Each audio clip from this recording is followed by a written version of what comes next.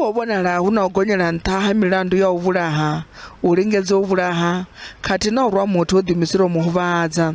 Zwino zwiito izwi zwa vha zwo itelwa vhafumakadzi vhukati ha ṅwedzi wa Fulwana na wa Khubvumedzi na ṅwaha.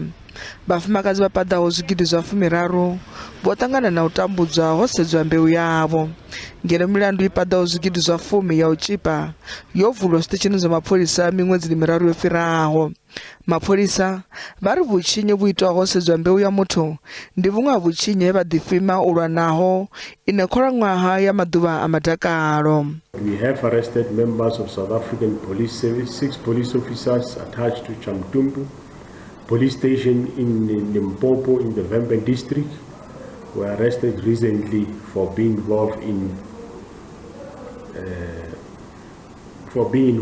crimes related to safe passage or smuggling of illegally possessed cigarettes into the country.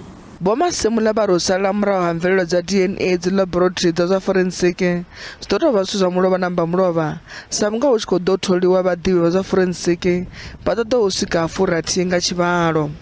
Vho ita na u amba uri u tholiwa ha Major General Vho-Dumisani Khumalo zwi ḓo thusa kha u fhungudza vhutshinyi kha ḽino shango.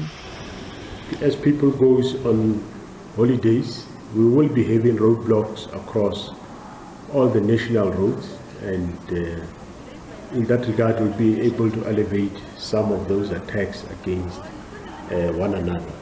We'll be having roadblocks in all the main roads, in all the provinces, and